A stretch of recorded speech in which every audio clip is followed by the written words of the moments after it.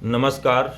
मैं किसान पुत्र नीरज एक बार पुनः यूजीसी के जो नियम आया हुआ है, जो गाइडलाइन तैयार की गई है, उस पर मैं अपनी बात को रखना चाहूँगा।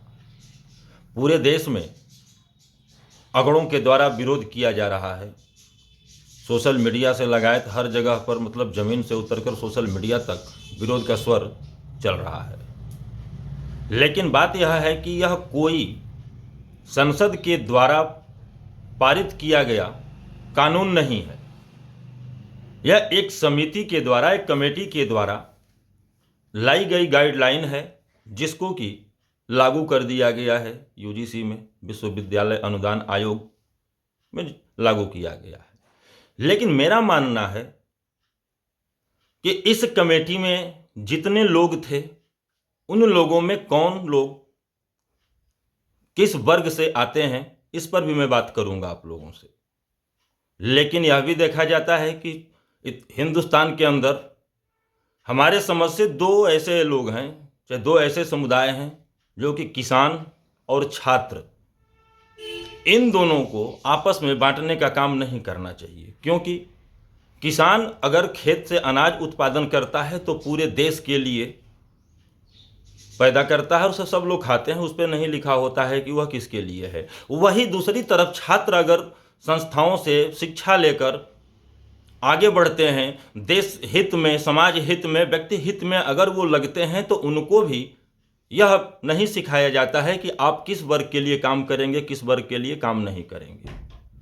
लेकिन दिक्कत यहीं पर आती है कि बटोगे तो कटोगे का नारा देने वाली सरकार, हिंदुओं एक हो जाओ की नारा देने वाली सरकार, हिंदुओं को ही जातिगत खाने में तैयार करने के लिए दो कदम आगे बढ़ गई।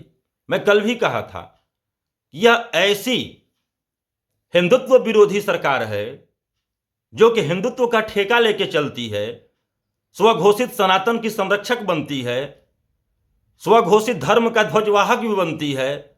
और यही सरकार 2014 के बाद से हिंदुओं को 3 श्रेणी में बांटने का भी काम करती है। अगर सरकार से सवाल पूछा जाता है तो आप राष्ट्र विरोधी घोषित कर दिए जाते हैं, क्योंकि सरकार का अपने तरफ से प्रस्तावित एक अधिनियम है कि जो ही सरकार से सवाल करेंगे आप दोषी करार दिए जाएंगे।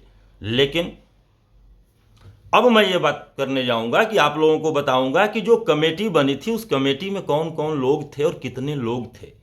जो कि यूजीसी की नई गाइडलाइन बनाने वाले सदस्यों के बारे में भी जानना बहुत जरूरी है। विशेषता यह है कि 31 सदस्यों की टीम में 17 सदस्य तो ब्राह्मण, भूमिहार, वैश्य और कायस्थ ही हैं। 31 लोगों की टीम बनी थी, जिसमें कि 17 लोग ब्राह्मण, भूमिहार, राजपूत, कायस्थ और वैश्य इतने हैं, और 14 लोग अन्य हैं। जिन अन्य की भी बात होगी, ब्राह्मण और भूमिहार मिलकर जो है 9 है, जिसमें कि 8 ब्राह्मण और 1 भूमिहार है। वैश्य 1 है, राजपूत 2 है, कायस्थ 2 है, और सामान्य में अन्य जो है 3 है। ओबीसी और मराठा मिल के 7 हैं, ईसाई और मुस्लिम 2 हैं, एससी 3 है और एसटी 2 है। अब क्रमशः मैं नाम भी बताने जा रहा हूं कि ये महानुभाव लोग कौन हैं। 17 लोगों में जो कि घर का भेदी लंका ढाहे की काम किए हैं और अपने ही लोगों के लिए गड्ढा खोदने का काम किए, और ये समाज के सबसे बड़े शत्रु और विरोधी हैं। सरकार से सवाल अगर करने की बात आती है तो सबसे पहले इनसे सवाल होना चाहिए, इनके घर तक, दरवाजों तक पहुंचकर सवाल होना चाहिए कि आखिरकार आपकी मति मारी गई थी कि जो शिक्षण संस्थानों में विभेद की स्थिति लाने का आपने काम किया, थोड़ा भी आंखों में शर्म नहीं आया, बुद्धि आपकी कहां गई थी। अब ये क्रमशः नाम आते हैं। सबसे पहला नाम है जो कि यूजीसी के अध्यक्ष डॉक्टर विनीत जोशी भी आईएएस हैं। वो 17 के अलावा ये भी हैं जो कि ब्राह्मण हैं, वह भी हैं, उनका भी कोई विरोध नहीं आया। अब सबसे पहला नाम जो है श्रीमती रेखा शर्मा, जो ब्राह्मण हैं। दूसरा विकास रंजन भट्टाचार्य, यह भी ब्राह्मण हैं। श्री घनश्याम तिवारी, यह भी ब्राह्मण हैं। श्रीमती रचना बनर्जी, यह भी ब्राह्मण हैं। श्री अभिजीत गंगोपाध्याय, यह भी ब्राह्मण हैं। संबित पात्रा, यह भी ब्राह्मण हैं। बांसुरी स्वराज, यह भी ब्राह्मण हैं। डॉक्टर हेमांग जोशी, यह भी ब्राह्मण हैं। श्री राजीव राय भूमिहार, जो घोसी के सांसद भी है उत्तर प्रदेश से, ये आ गए। श्री कर्णभूषण सिंह ये राजपूत हैं। श्री दिग्विजय सिंह ये राजपूत हैं। श्री बृजमोहन अग्रवाल ये वैश्य हैं। श्री रविशंकर प्रसाद जी ये कायस्थ हैं। और सुमिता देव यह भी कायस्थ हैं। उसके बाद आता है जो 15वां नाम है अंगोमचा बिमोल, ये जो हैं सामान्य में, मितोई सामान्य में आते हैं। उसके बाद 16वां है टी सुमथी, सामान्य है, संभवतः इनका भी है कि सामान्य ही हैं ये। और डॉक्टर डी पुरंदेश्वरी कम्मा सामान्य हैं। अब बताइए ये 17 नामों में, 31 नाम में 17 नाम जो सामान्य से आते हैं, ये लोग शांत क्यों थे?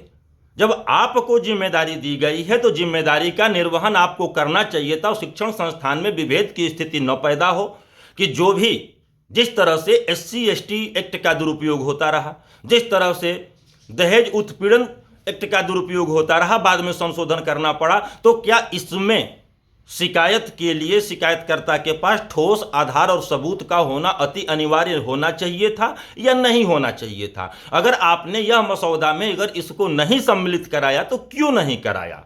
आखिरकार आप लोगों की मंशा क्या थी? क्या आप लोग ये जानते थे कि एक बार हम सांसद बन गए हैं तो आगे से बनने की संभावना है या नहीं? और सरकार के कृपा पात्र बनकर हम सरकार की जो नीतियां चल रही हैं, जो उलट पुलट की इनकी सोच है, उसको हम सहमति से एक अनुमति प्रदान कर दें? ऐसा नहीं होना चाहिए था। और पूरे देश को यह समझने की आवश्यकता है कि आखिरकार यह स्थिति क्यों आ रही है। हमारे अपने ही देश में चंद राजनीति के लोभियों के द्वारा, सत्ता के सुख को भोगने के इच्छुकों के द्वारा यह चीजें हमको आपस में ही बांटने का काम क्यों किया जा रहा है? मैं कल भी बोला था कि आमूल चूल परिवर्तन नियम और कानून में होते रहना चाहिए, लेकिन ऐसे नहीं होना चाहिए कि शिक्षण संस्थानों में हम आपस में ही टकराते रहें और आपस में ही लड़ते रहें। और ये जो राजनीतिक गिद्ध हैं ये अपना चोंच हमारे ऊपर मारने के लिए सदैव तत्पर रहें। ऐसी अवस्थाओं के लिए हम लोगों को खुद लड़ने के लिए और निपटने के लिए तैयार होना पड़ेगा। और दिल्ली दरबार की जो यह कुत्सित मानसिकता है, उस मानसिकता को देश की जनता को मिलकर कुचलने का काम करना है। मैं कह रहा हूं कि बंटोगे तो कटोगे, ये वो कहते थे, अब मैं कह रहा हूं आज वही स्थिति हो गई कि ये बांट दिए, कभी हिंदू और मुसलमान का नाम लेकर, कभी जाति और धर्म का नाम लेकर, कभी किसी चीज पे, कभी किसी चीज पे, ए से लेके जेड तक की इनकी योजनाएं चलती रहती हैं और सब के सब निरर्थक रहती हैं। तो आप सभी से आग्रह है कि आप लोग जगिए। एक और बताने जा रहा हूं छोटा सा बात। बिहार के एक मंत्री हैं, उनका एक समाचार पत्र में मैं पढ़ रहा था, विजय सिन्हा जी। उन्होंने तो यहां तक कह दिया है अपने होम जनपद लखीसराय में एक प्रखंड में कार्यक्रम के दौरान जब पूछा गया उनसे, तो उन्होंने यहां तक कह दिया कि यह भ्रम मत पालो, मैं सवर्णों के वोट से नहीं जीतता हूं। जाहिर सी बात है कि किसी एक वर्ग विशेष के वोट से कोई नहीं जीतता है। जब कोई एक किसी वर्ग विशेष के वोट से नहीं जीतता है तो वर्ग विशेष को बांटने की ऐसी कौन सी आवश्यकता आ गई है कि सबको बांटकर घाट घाट के लिए छोड़ने का काम किया जा रहा है? अब अपनी आंखों को खोलकर आगे बढ़ने का काम किया जाना है। मैं फिर आऊंगा अपने अगले वीडियो में कुछ नई चीज़ों को लेकर। तब तक के लिए आप लोगों को बहुत बहुत नमस्कार। धन्यवाद।